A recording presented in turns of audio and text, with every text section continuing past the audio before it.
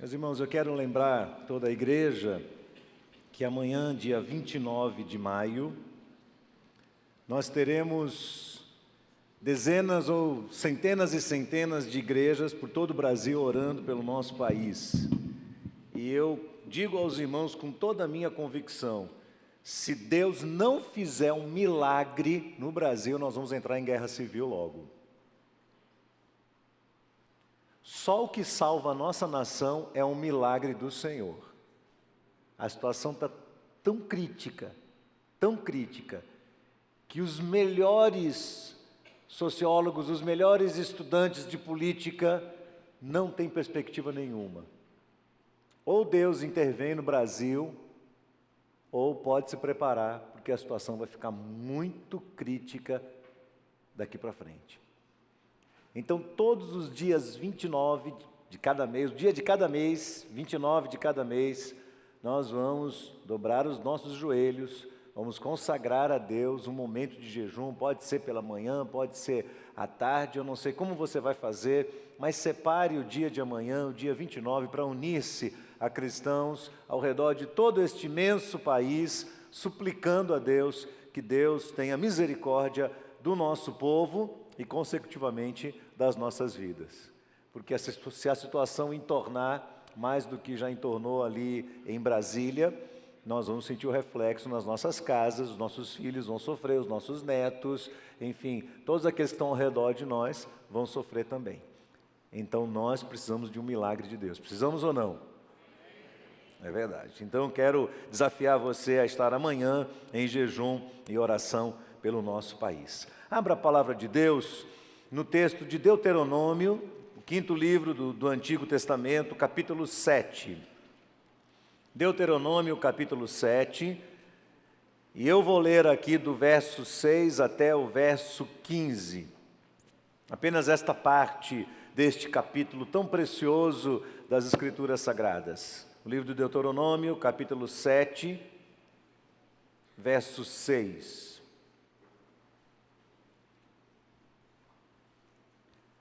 Diz assim o texto sagrado: porque povo santo és ao Senhor teu Deus. O Senhor teu Deus te escolheu para que lhe fosses o seu povo especial de todos os povos que há sobre a terra.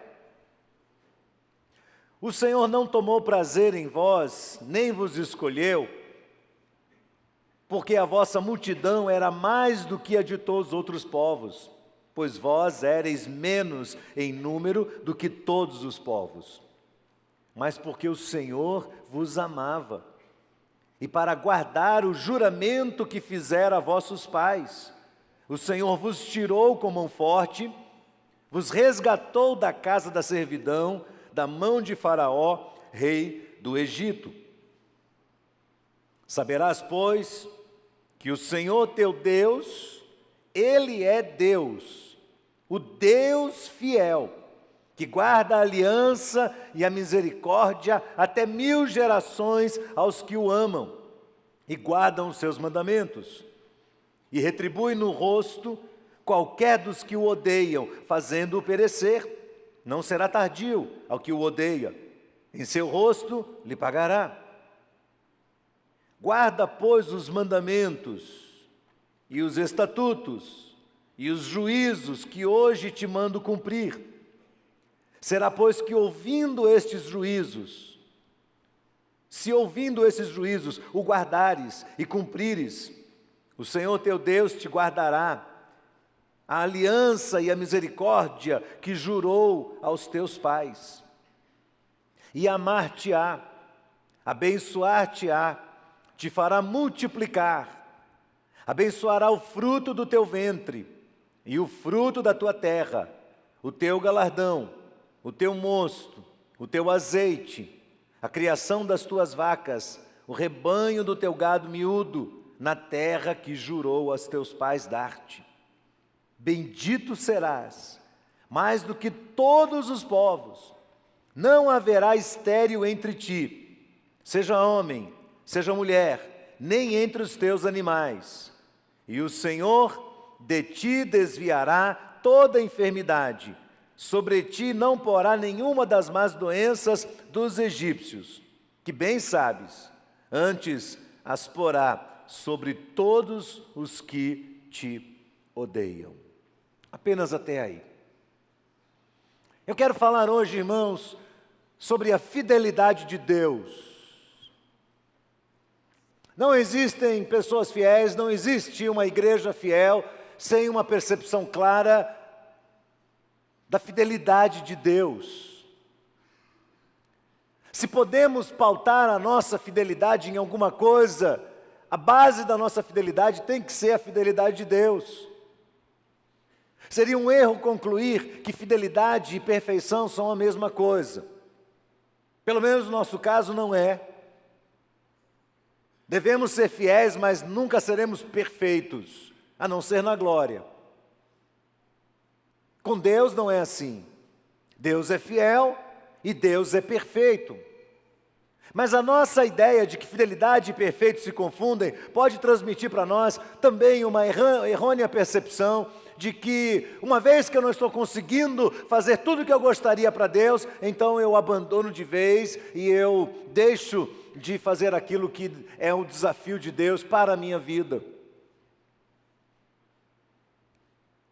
Não é essa a proposta da palavra de Deus. A proposta de Deus é que a gente consiga pautar a nossa fidelidade ou responder a Deus por meio da nossa fidelidade aquilo que da parte dele já nos é dado.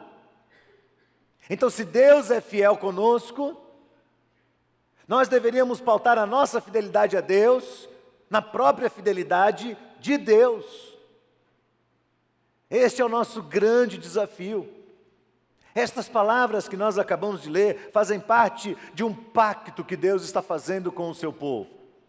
Deus ordena que o seu povo lhe sirva, Ele é o Deus de Israel e é, portanto, o nosso Deus, e se apresenta como Deus cumpridor de todas as suas promessas. As Escrituras têm inúmeras e inúmeras promessas da parte de Deus. E cada uma delas está sendo cumprida mediante a fidelidade de Deus. É claro que a maioria dessas promessas de Deus são condicionais. E nós devemos estar atentos a isso. Deus não vai cumprir a parte dele se nós não cumprirmos a nossa parte. Ou seja, as condições que Deus mesmo estabeleceu para cada um de nós no cumprimento das suas promessas. E é importante que eu destaque a você que Deus não cobra de nós algo que nós não podemos fazer por Ele. Deus não exige de nós uma perfeição que nós não somos capazes de alcançar. Deus não cobra de nós atitudes que nós não somos capazes o suficiente de retribuir a Deus. Nem mesmo as provações e tentações de Deus são maiores do que podemos suportar, e a palavra de Deus diz isso. Não veio sobre vós tentação que não fosse humana, mas Deus é fiel e não permitirá que sejais tentados além da conta, além do que podeis suportar. Antes, juntamente com a tentação, vos dará também o escape para que a possais suportar.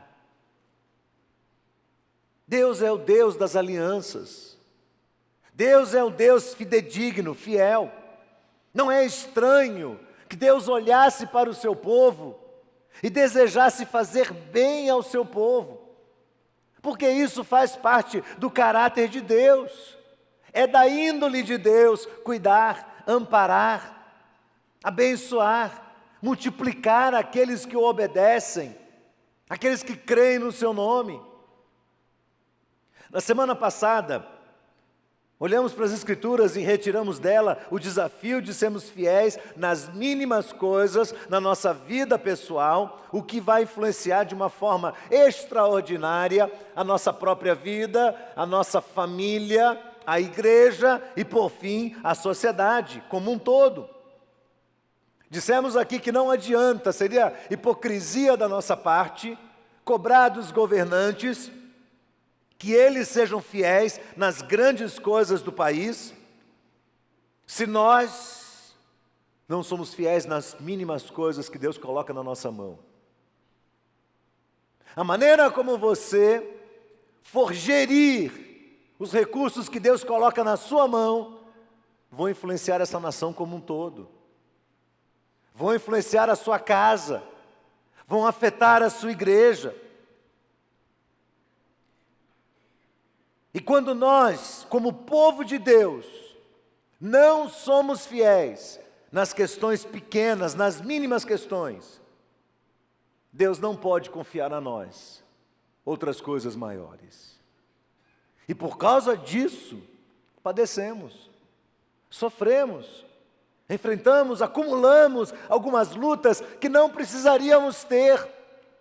Nós vamos ter lutas nesse mundo, mas algumas não precisavam estar sobre nós. Nós fomos buscar, nós plantamos, nós fomos atrás e atraímos essas coisas sobre nós. Eu tenho tentado fazer um exercício pessoal na minha relação com Deus, de considerar Deus, de ter respeito por Deus, de ter uma relação com Deus de amor, de respeito, e não uma relação de barganhas, de trocas, de toma lá e dá cá. Tenho ensinado isso, e por vezes tenho que disciplinar a mim mesmo, para não fazer de Deus o meu garçom pessoal, aquele que tem que fazer todas as coisas que eu imagino que ele tem que fazer. Agora, será que essa ideia de entender a relação com Deus apenas como algo utilitário, apenas como uma troca, é algo pertinente dos nossos dias? Não, não é. Lá no passado, no Antigo Testamento, as pessoas procuravam a Deus porque queriam prosperidade. Os evangelhos mostram que dezenas, milhares de pessoas seguiam a Cristo porque queriam ser abençoadas, queriam pão, queriam água, queriam alimentos, queriam cura, queriam a resolução dos seus problemas. Por volta do ano 70 da era cristã, iniciou-se uma grande e intensa perseguição aos cristãos como resultado das loucuras daquele imperador chamado Nero. E até o ano 310 da história do cristianismo, depois de Cristo, a história registra para nós um período de muito sofrimento e um teste da verdadeira fé cristã. Talvez todo aquele movimento que se levantou contra a igreja tenha sido a maior prova da veracidade do cristianismo. Porque se o cristianismo não fosse verdadeiro, ninguém suportaria sofrer tanto como aqueles cristãos do início dos séculos sofreram. Mas em 311, levanta-se um homem chamado Constantino. E existe certa polêmica ao redor do nome de Constantino. Alguns dizem que ele realmente teve uma experiência com Deus, outros dizem que não, que ele utilizou-se daquela experiência religiosa, daquela capa religiosa para alcançar o coração de todos os moradores do seu império. Mas a história diz que aquele homem, aquele imperador, iria participar de uma luta muito grande, de uma guerra contra Magêncio, na chamada Batalha da Ponte Milvia. E na noite anterior a essa batalha, este homem tem uma experiência mística. Ele tem um vislumbre de algum lugar em que alguém chega para ele, e naquele lugar há uma cruz, e ele ouve uma voz que diz: por meio desta cruz vencerás. E ele se levanta bem de madrugada e ordena que todos os seus soldados pintem o sinal da cruz nos escudos e possam ir para a batalha, e eles vão para a batalha e vencem. Então Constantino abre o seu coração e abraça a fé cristã. E não somente isso, mas ele também transforma o cristianismo em religião oficial do Império Romano. Os cristãos que outrora foram massacrados por sua fé, agora experimentam um momento de calma, de serenidade, de tranquilidade, de folga. E eles que sofreram tanto, começam a se tornar agora privilegiados pelo império. E ao invés de se reunirem nas cavernas secretamente, podem agora, com toda autorização, se reunir publicamente. Recebem áreas para isso. Os bens que foram roubados, espoliados, são devolvidos a eles. E agora, ser cristão não é mais sinônimo de sofrimento, de luta, de angústia, de dor, de espada, mas é uma classe que recebe os benefícios do Império Romano. No entanto, se você acha que isso poderia ser algo muito bom, temos que olhar o outro lado, o lado ruim disso. Aquilo que poderia ser uma grande bênção, acabou se tornando numa perdição ou numa maldição. Porque a porta de entrada para o cristianismo deixou de ser a conversão e passou a ser a conveniência. As pessoas vinham porque eram obrigadas, mas vinham também porque queriam receber as bênçãos, queriam receber os benefícios, e acabavam com isso trazendo com elas mesmas os seus velhos hábitos, o paganismo, a idolatria. Não demora muito e a igreja acaba sendo maculada por todos esses erros e muitos outros. E começa no meio da igreja a propagação de costumes e de heresias da fé que pervertem a fé cristã, trazendo sequelas quase que irreparáveis ao povo de Deus. Então a igreja vem caminhando nessa trajetória dinâmica, alternando períodos de largueza com períodos de intensa perseguição. E em todos esses períodos difíceis da igreja, Deus sempre levantou ali um remanescente fiel, ao qual manifestou também a sua fidelidade. E a história nos mostra inúmeros exemplos desta incrível fidelidade de Deus. E hoje, quando cristãos nas suas igrejas acabam se vendo corrompidos por essa estreita relação entre o Estado e a igreja, entre a economia e a igreja, entre o materialismo e a igreja, temos um contingente cada vez maior de pessoas que estão indo para os templos para receber a bênção e a provisão de Deus, para receber solução, mas não para adorar a Deus como Deus fiel. Não obstante, veja o que é a fidelidade de Deus. Não obstante esta realidade já imposta sobre nós, não se pode esconder o caráter bíblico que aponta para as promessas de Deus.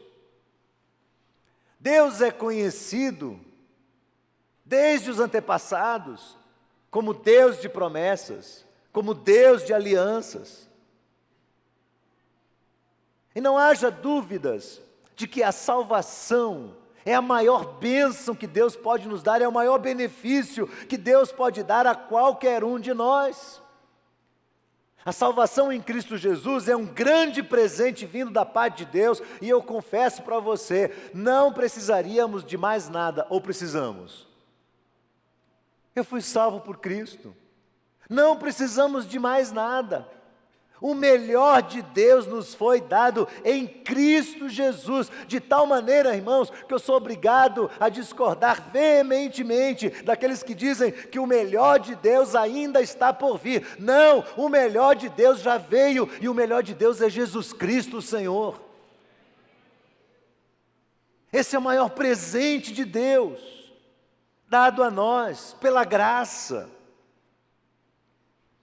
Mas mesmo assim, mesmo Deus já tendo nos dado este grande presente, que é a salvação em Cristo Jesus, mesmo tendo a vida vivida no poder e na graça de Cristo, o Senhor ainda nos outorga outras promessas, outras surpresas, marcas da sua fidelidade, um Deus estável, um Deus confiável, um Deus fiel, que além de nos salvar, que além de nos dar a vida eterna, nos presenteia com promessas, com recompensas que são dadas aos seus fiéis.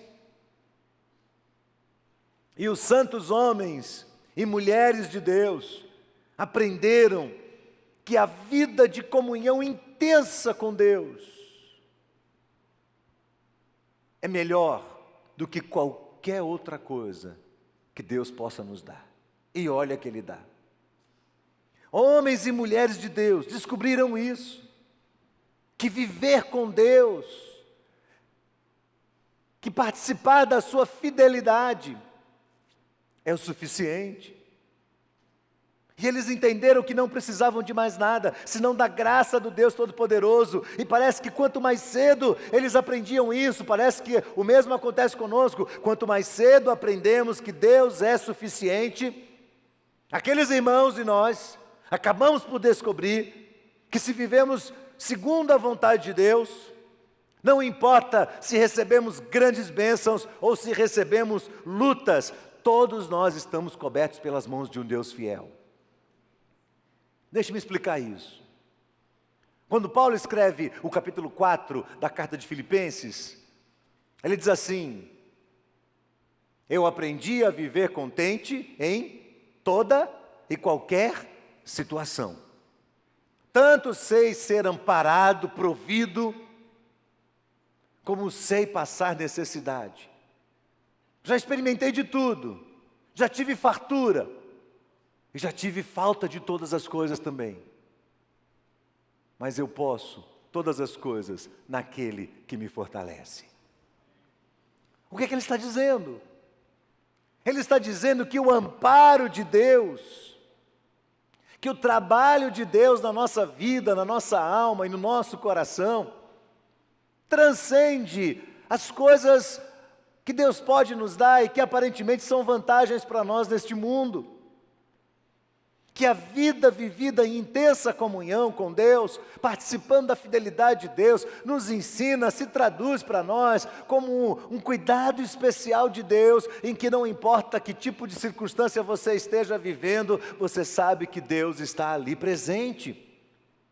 Então acompanha comigo, você deve ter mantido o seu texto aberto. Eu vou ler no capítulo 8, do verso 1 em diante.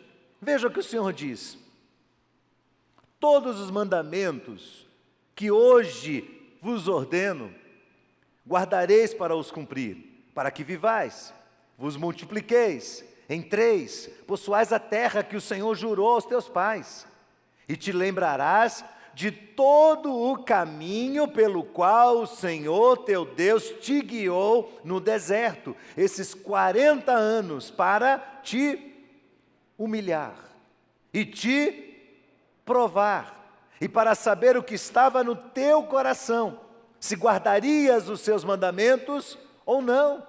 E Ele, o Senhor, te humilhou, te deixou ter fome, te sustentou com o maná, que tu não conhecestes, nem teus pais o conheceram, para te dar a entender que o homem não viverá só de pão, mas de tudo que sai da boca do Senhor, disso viverá o homem. O mesmo Deus que dá o maná, dá a fome. É o mesmo Senhor. O que há com esse Deus? É antagônico? É paradoxal? Está agindo como um bipolar? Claro que não. Quando você começa a caminhar com o Senhor, você começa a perceber que Deus está trabalhando em áreas da nossa vida que nós nem imaginamos. A semana retrasada estava num congresso de pastores e eu ouvi alguém dizer algo que foi muito apropriado, pelo menos ao meu coração. Um dos pastores ali que pregavam disse assim: Deus é fiel e Ele nos ama tanto, tanto, tanto, que por vezes Ele nos manda provações e dificuldades das mais difíceis possível, como prova do seu amor. E Deus faz isso para nos livrar de nós mesmos. Eu disse: é verdade. É verdade. Enquanto Deus nos permite ser humilhados, como o seu povo foi humilhado, enquanto Deus nos permite enfrentar alguns desertos da nossa vida, como muitos enfrentaram no passado e alguns têm enfrentado aqui hoje, Ele está trabalhando conosco. Ele está mudando áreas do nosso coração que ninguém consegue intervir nessas áreas. Há uma batalha travada dentro de nós. Se você acompanhar os evangelhos, você vai ver Jesus, por exemplo, multiplicando os pães. E os discípulos ali felizes da vida, porque que coisa incrível Jesus fez. Ele pegou 2 pães, 5 pães e 2 peixes e sustentou uma multidão, multiplicou aquilo e ainda sobraram. E os discípulos ficam encantados com aquilo. Recolhem tudo, limpam tudo, despedem as pessoas. E Jesus diz, agora vocês vão para o barco. E Jesus não vai com eles. E eles entram mar adentro. E eles são introduzidos a uma terrível tempestade. O que aconteceu? Onde está o Cristo provedor? Estava tão bom, com o pé na terra, recebendo o pão de Jesus, e agora nós estamos num barco, afundando. É o mesmo Cristo? É o mesmo Senhor? Sim, é o mesmo. É o mesmo. Que estava ensinando na terra firme, que Ele é o Deus de toda provisão. Que está ensinando agora no meio do mar bravio, que Ele é o Deus protetor. É o mesmo. Não são senhores diferentes, é o mesmo Deus, é o mesmo Senhor. Qual dessas duas experiências é melhor? Os pés na terra firme recebendo pão? Ou sobre as águas bravias do mar? Qual dessas experiências é a mais profunda? Ambas. As duas são necessárias, as duas são importantes. Então nós temos aqui uma definição muito clara do que é fidelidade da parte de Deus. Fidelidade, irmãos, é a capacidade que nós temos de permanecer firmes em Deus, como Deus permanece firme em si mesmo. Não importa o que esteja acontecendo, não importa qual seja a experiência que o Espírito Santo de Deus está nos introduzindo ou nos outorgando em determinado momento da nossa história, Deus está conosco. Mas eu fico perguntando aqui, quanto tempo nós vamos demorar para aprender essa lição, para fazer o dever de casa? Quantas outras experiências teremos que viver na nossa vida? E desde quarta-feira dessa semana, uma música, a letra de uma música não sai da minha cabeça. É uma música de Nani Azevedo, em que ele diz, sim, Deus é fiel para cumprir toda a promessa feita a mim. Deus é fiel, Deus é fiel. Eu não morrerei enquanto o Senhor não cumprir em mim todos os sonhos que Ele mesmo sonhou para mim. Eu quero viver em santidade e adoração, pois dele, somente dele é o meu coração. Esta música, eu comentei com ela segunda-feira à noite, no último encontro que eu tive com o nosso querido irmão Dário. Fui visitá-lo no hospital, demos boas risadas, demos boas gargalhadas.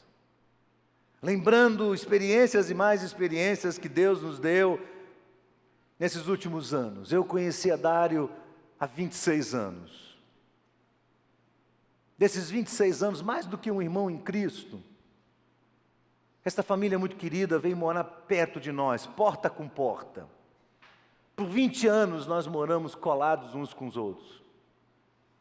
Uma convivência pacífica, abençoada, de muita amizade, de muito cuidado.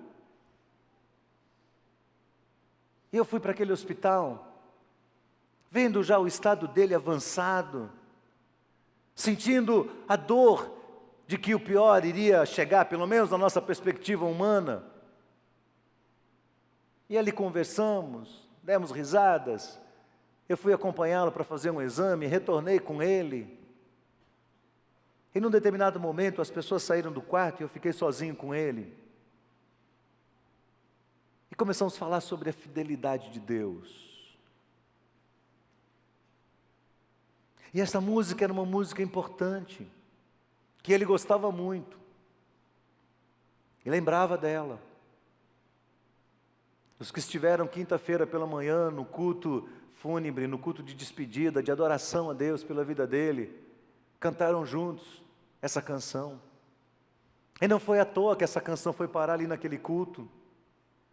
Foi um pedido da esposa, que o viu cantar tantas vezes. O meu Deus é um Deus fiel. Eu não preciso de mais coisas. Eu sei que Deus é fiel. E conversando com ele, e sabendo que os dias estavam se aproximando, com toda a segurança ele diz: eu estou tranquilo.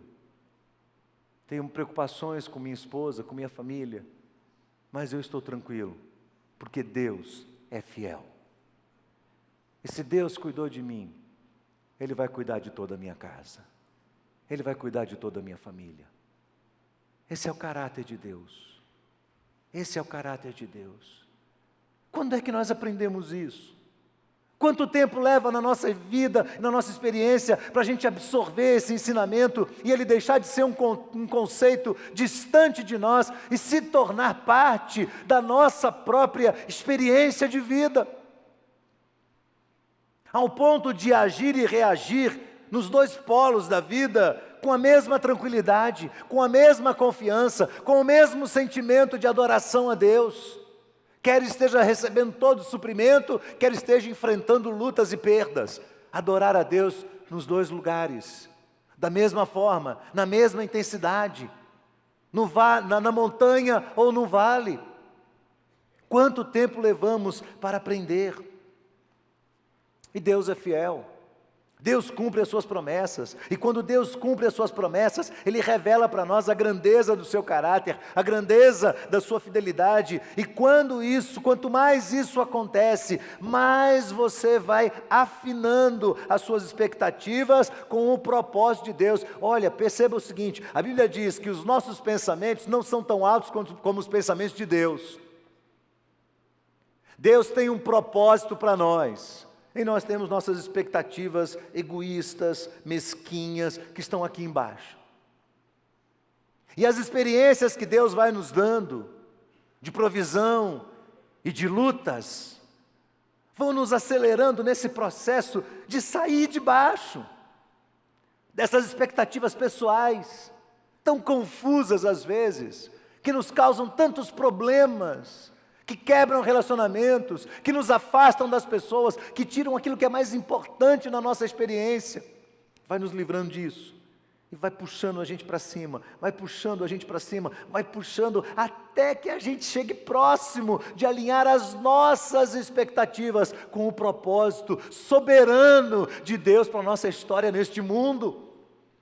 Porque senão vivemos o resto da nossa vida como gente medíocre, com expectativas que nós achamos que são as melhores, que roubam o nosso tempo, que roubam o nosso coração, que roubam a nossa história, que nos afastam de pessoas que nós amamos, criamos tantos problemas, brigamos tanto por essas coisas, e elas são lixo, elas estão lá embaixo, e você vai embora desse mundo e diz: eu consegui, eu alcancei as minhas realizações. E quando olha para trás, um monte de gente caída pelo meio do caminho. Um monte de gente que você já não pode mais conviver com a mesma alegria. Quando você começa a confiar na fidelidade de Deus, Deus te tira de lá de dentro e vai trazendo na direção dEle. E você vai aprendendo, e vai crescendo, e vai aprendendo cada dia mais que nem só de pão vive o homem, mas de toda a palavra que procede da boca de Deus. Então Deus não era mau quando introduziu esse povo ao deserto. Deus era bom demais e estava tentando livrar esse povo de si mesmos. Promessas de Deus. Existe uma infinidade de promessas de capa a capa nas Escrituras. E dentre as várias experiências de Deus, eu quero destacar algumas delas. 4 delas. Preste bem atenção nisso. Se não tiver mais nada sobre a face da terra, o que eu quero de Deus? No que posso empenhar meu coração? Eu vou dizer para você. Primeiro, na promessa de Deus, de que Ele vai ouvir a nossa oração todas as vezes que nós buscarmos a presença dEle. Essa é a primeira promessa. Senhor, o Senhor vai me ouvir? O Senhor o tempo todo diz, vou. Senhor, eu não estou percebendo. Você não está, mas eu estou aqui. Jesus traduz isso assim, pedi e dá-se-vos-á. Buscai e achareis. Batei e abri-se-vos-á. Porque todo aquele que pede, recebe. O que busca, encontra. E ao que bate, a porta lhe será aberta. É uma promessa isso ou não? É ou não é? É uma promessa na sua vida? É uma promessa na sua experiência com Deus? É uma promessa do Senhor. E Deus não falha.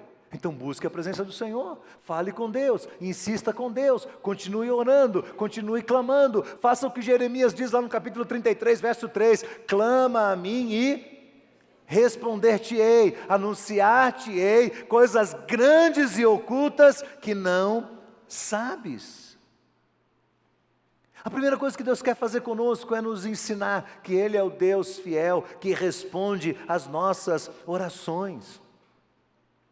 Mas pastor, demora tanto, é verdade. Eu me lembro de um dia estar no terraço da minha casa, com os olhos voltados para o céu, cobrando de Deus, que Deus acelerasse uma resposta que eu estava pedindo a Ele em relação à minha casa, à minha família, e cobrando de Deus, dizendo, Deus, o Senhor está demorando, Deus, o Senhor está demorando. E Deus me levou ao profeta Jeremias. E Jeremias levou 70 anos da vida dele para ouvir o cumprimento de Deus. E Deus falou, você está reclamando do quê, Abraão? De 2 anos? De 1 ano e meio? Ainda tem muita batalha de oração pela frente, mas permaneça firme, porque quer você veja ou não veja, eu vou responder a sua oração. Sabe o que é interessante? É que este relato de Deuteronômio acontece muito tempo depois de Abraão. Você lembra que Deus fez uma promessa a Abraão lá atrás, de que a descendência dele seria abençoada, e Abraão orou a Deus pedindo um filho. Senhor, me dá um filho, Senhor. E Deus disse, eu vou te dar. E não é um filho só, é uma multidão. Os seus filhos serão como a areia do mar, como as estrelas do céu, não poderão ser contados. E eu vou abençoar grandemente a sua vida e a sua família, e por meio da sua família, todas as nações da terra serão abençoadas. E Abraão foi embora deste mundo sem ver o cumprimento pleno da resposta de Deus. Ele viu uma parte era Isaac, uma partezinha. Hoje, Abraão tem milhares e milhares e milhares de filhos, porque Deus é fiel no cumprimento das suas promessas.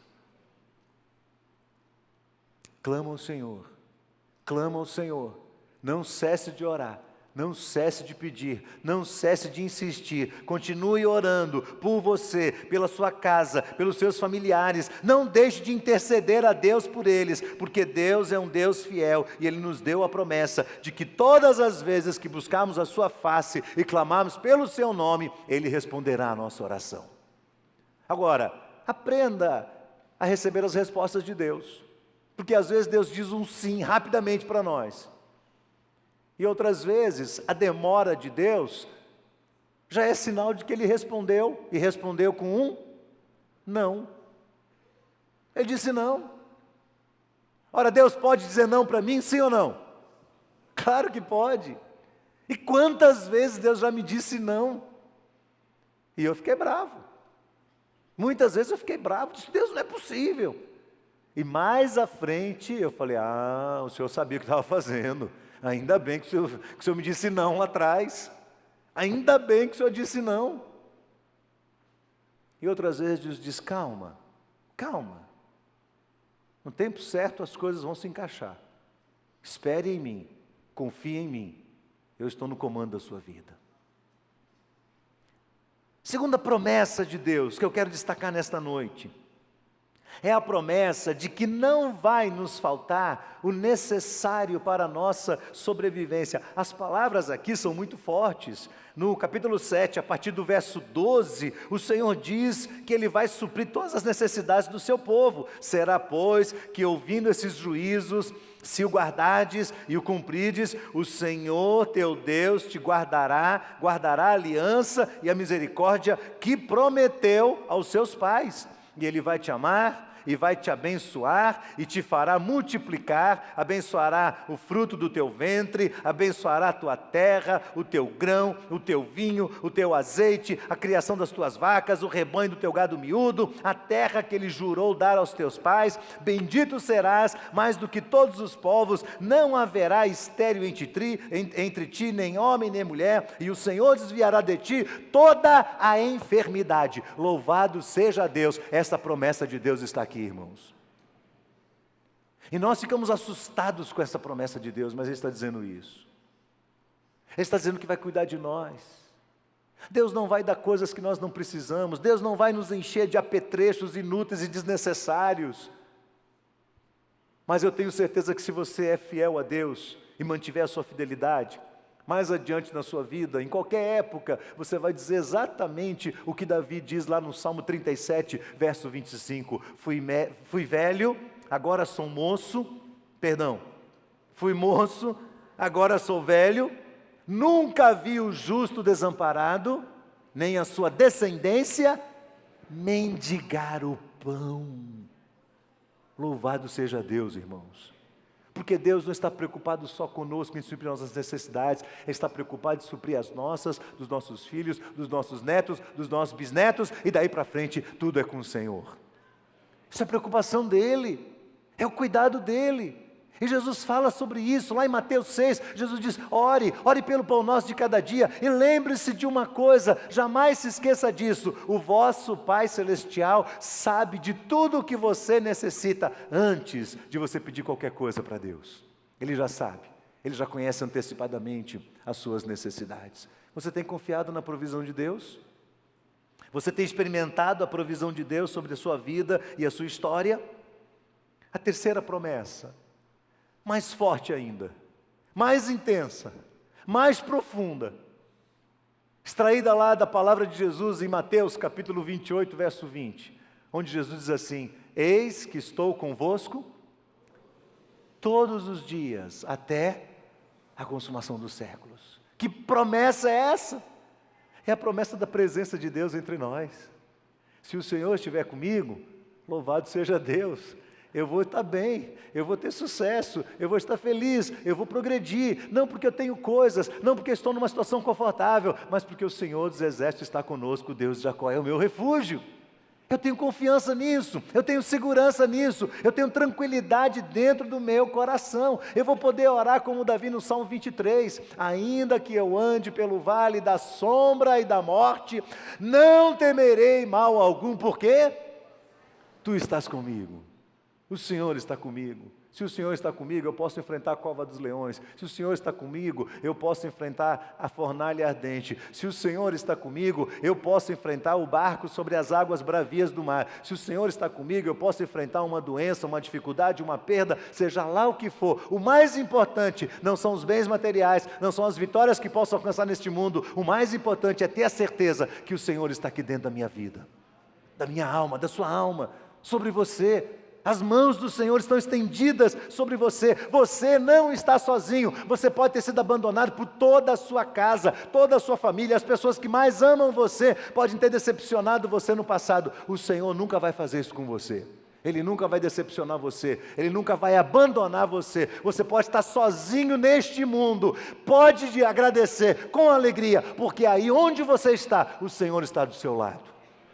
Isso é promessa de Deus. Eu não estou falando isso porque eu quero ser sensacionalista aqui. Eu estou falando isso fundamentado na promessa de um Deus que não falha. Estou falando isso fundamentado na promessa de um Deus cujo caráter é confiável. Deus não prometeria a sua presença se Ele de fato não estivesse conosco. Deus está do nosso lado.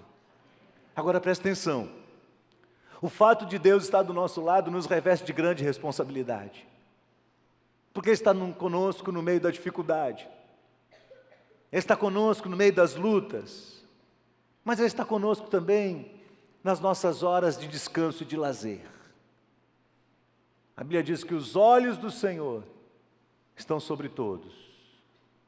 Os olhos do Senhor estão sobre todos.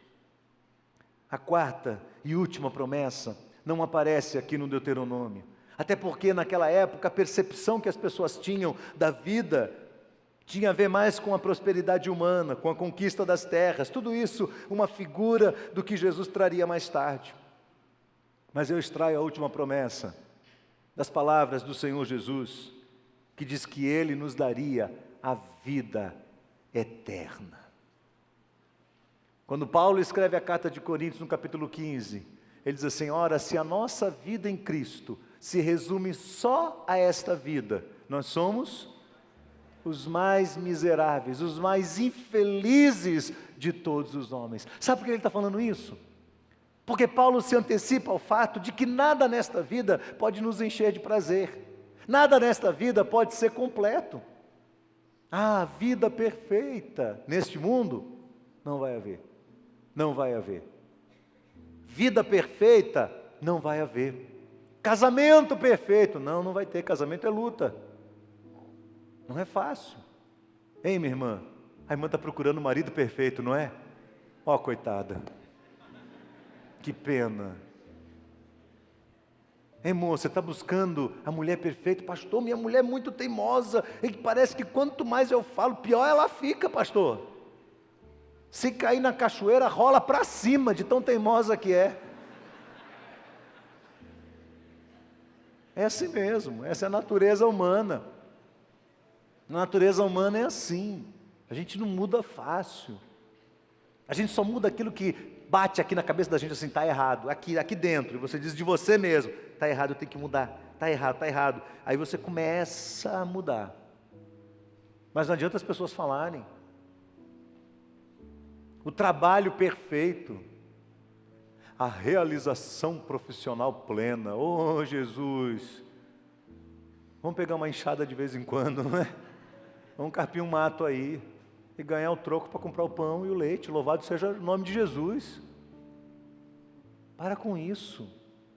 Isso é uma influência do mundo ao redor de nós, dizendo, a sua vida vai ser perfeita, você tem que alcançar, vou ter que ser. Você não precisa de nada disso. Sua vida aqui nesse mundo é o seguinte: tenho que comer, tenho que vestir, estou com isso plenamente satisfeito e contente na presença de Deus. E mais, eu não sou um cidadão daqui, eu sou um cidadão da vida eterna. E quando os meus olhos fecharem aqui, eu vou estar com o Senhor.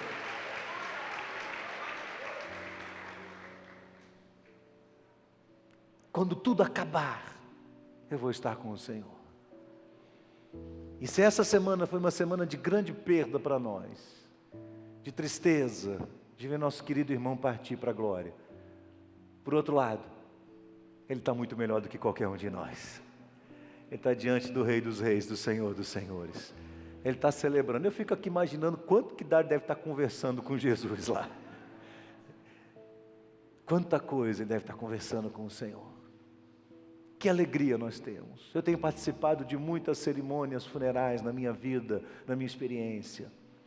Em algumas delas eu encontro desespero. Eu encontro as pessoas apavoradas, como se elas tivessem perdido a sua própria vida e toda a expectativa tivesse ido embora, e algumas querendo tirar a sua própria vida porque perderam alguém que muito amavam. Mas o que eu vi na quinta-feira foi um culto de celebração ao dono dessa vida. Eu vi tristeza da separação, mas eu vi louvor, exaltação, gratidão. Eu vi cânticos que manifestavam a confiança na fidelidade de Deus. Eu não morrerei enquanto o Senhor não cumprir em mim todos os sonhos que Ele sonhou. Eu quero viver em santidade e adoração, porque dEle, somente dEle, é o meu coração. Queria que a equipe de louvor viesse. Nós vamos cantar um outro cântico agora. E esse cântico que nós vamos cantar é uma mistura desses 3 capítulos de Deuteronômio. Eu queria aconselhar você, quando chegar em casa, ler o capítulo 6, 7 e 8 de Deuteronômio. Eu poderia passar a noite inteira falando sobre esse texto, tem muita lição preciosa dentro dele, mas quando chegar em casa você vai ler. E o cântico que nós vamos cantar agora é uma oração. É uma expressão de confiança na fidelidade de Deus. É uma mistura desses 3 capítulos de Deuteronômio com os 2 ou 3 primeiros capítulos de Provérbios. É um chamado de Deus para que você esteja atento às promessas do Senhor e à fidelidade de Deus, e você aprenda a ouvir a voz do Senhor e a obedecer a voz do seu Mestre. Então vamos cantar? Vamos cantar esse cântico. Ore ele nesse momento. Se atentamente eu ouvir a tua voz e obedecer, o que vai acontecer? O deserto vai florescer na minha vida e na minha história.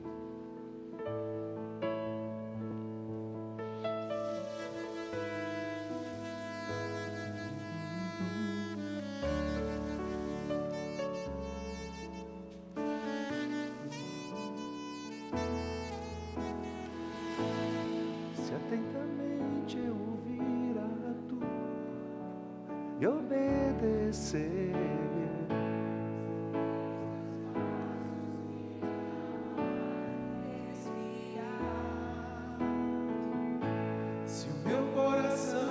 achar sempre puro e fiel a ti, se a tua vontade sempre for o meu prazer,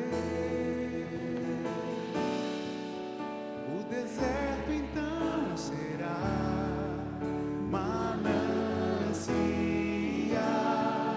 sem medidas fluirão as tuas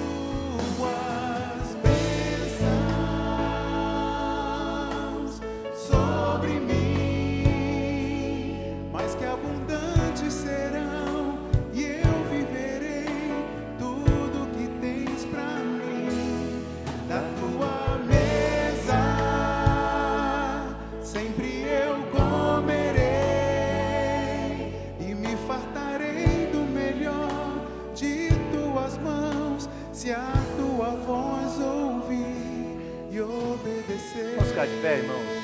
Vamos levantar? Queria que você abaixasse sua cabeça nesse momento, que você colocasse uma das suas mãos no seu coração e a outra se levantasse para o Senhor assim. Levante sua mão para o alto. Diga assim: Senhor, eu quero ouvir atentamente a tua voz, Senhor. Eu quero ouvir atentamente a tua voz, Senhor. Eu quero obedecer o Senhor. Diga para Deus: eu confio na tua fidelidade. Diga isso para o Senhor: Senhor, eu confio na tua fidelidade, Senhor. E se eu estiver no monte, no alto do monte, ou se eu estiver no mais profundo vale, a tua mão vai estar ali comigo. Eu creio nisso, Senhor. Eu creio nisso. Me ajuda a confiar nas tuas promessas. O Senhor é o Deus que ouve a minha oração. Diga isso para Deus: o Senhor é o Deus que ouve a minha oração. Mais do que isso, o Senhor é o Deus que supre todas as minhas necessidades. Diga isso para Deus: eu confio, Senhor. O Senhor vai estar suprindo o pão nosso de cada dia, nada vai me faltar. Eu vou poder dizer como Davi: nunca vi desamparado o justo, nunca vi a sua descendência mendigar o pão, porque o Senhor é fiel. Diga para Deus: Senhor, eu confio que o Senhor está presente na minha vida e na minha história. E diga para o Senhor: eu confio na vida eterna. Eu preciso dar mais atenção a isso. A vida eterna é o que vem depois de toda essa experiência que estamos vivendo sobre a face da terra. É o que enche o nosso coração de esperança. O Senhor disse: eu vou, e eu vou preparar lugar. E quando eu for e preparar lugar, eu vou voltar. E eu vou levar você comigo, para que onde eu estiver, você possa estar ali comigo também. É a promessa do Senhor. É a promessa do Senhor. Se você tem desconfiado da fidelidade de Deus, confesse isso. Diga: Senhor, eu tenho pecado contra o Senhor, eu tenho deixado de orar, de clamar ao Senhor, eu briguei com o Senhor no meu coração, eu briguei com o Senhor lá no fundo da minha alma, porque eu achei que o Senhor estava demorando demais, e o Senhor não está demorando. Deus está agindo no tempo certo na sua experiência. Ele é fiel, Ele é fiel. Então consagre o seu coração ao Senhor. E eu quero orar também. Se você está aqui hoje, você não entregou sua vida nas mãos de Cristo, eu quero orar por você. Nós queremos clamar a Deus por sua vida. E ao findar esse culto eu vou estar aqui à frente junto com os demais pastores desta igreja e com outros líderes. E se você está aqui hoje e você quer entregar o seu coração nas mãos de Cristo, se você ainda não tomou essa decisão publicamente, se você ainda não declarou que você crê em Jesus e gostaria de recebê-lo como Senhor e Salvador, você vai vir aqui à frente e nós vamos orar a Deus por você. Logo que encerrar este culto, vamos clamar ao Senhor por sua vida. Amém? Vamos orar, queridos. Senhor, nós queremos bendizer o Senhor pela Tua palavra. Nesta noite, Senhor, nós queremos dizer ao Senhor que a Tua palavra nos encanta, Senhor. Senhor, nós ficamos admirados de ver quanta sabedoria, quanta beleza, quanta profundidade há na verdade do Senhor, Pai. E tudo isso não foi escrito de uma forma aleatória, para encabrestar pessoas, enganar pessoas, mas são promessas vindas do Senhor para nós. Promessas que não falham, promessas de um Deus fiel, de um Deus cujo caráter é confiável, de um Deus que não erra nas suas promessas, de um Deus que está nos acompanhando bem de perto, Senhor. Louvado seja o Senhor pela Tua palavra. E agora, Senhor, nós tomamos a Tua palavra no nosso coração, Senhor. Em nome de Jesus, nós recebemos a Tua palavra como uma verdade do Senhor plantada dentro de nós, e esta verdade vai crescer para a glória do Senhor, e vai frutificar dentro de nós, e nós viveremos neste mundo para a glória e louvor do Teu nome, Senhor. Obrigado pela Tua provisão, obrigado pelo Teu cuidado, obrigado porque mesmo quando o Senhor demora, a Tua sabedoria transcende muito o nosso entendimento, e o tempo é do Senhor, o Senhor é Senhor de toda a história e de toda a nossa vida, Senhor. Abençoa o Teu povo, leva-nos debaixo da Tua graça, da Tua paz, que esta semana seja uma semana de vitórias, de bênçãos sobre todo o Teu povo, Senhor. Que o amor de Deus, a graça infinita de Jesus Cristo, a consolação do Santo Espírito do Senhor, permaneça com todos, para a glória do Senhor. Todos nós oramos em nome de Jesus. Amém, amém e amém. Deus te abençoe. Vamos em paz, queridos. Uma boa semana a todos, em nome de Jesus.